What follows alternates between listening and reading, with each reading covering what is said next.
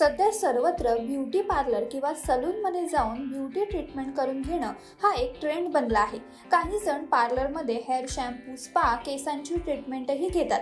पण पार्लरमध्ये केसांचे उपचार करताना ज्याला आपण आराम आणि लक्झरी मानतो ते केवळ मानदुखीच नाही तर प्राणघातक देखील ठरू शकते.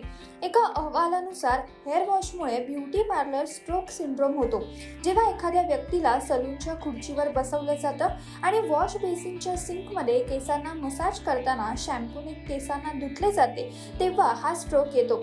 स्ट्रोक नंतर एखाद्या व्यक्तीला चक्कर येणे, मळमळ, उलट्या, शरीराचं संतुलन बिघडणे, तीव्र डोकेदुखी, केस धुताना अंधुक दृष्टी यांसारख्या समस्यांना तोंड द्यावं लागतं. हे टाळण्यासाठी शक्यतो घरीच केस धुवून जावेत.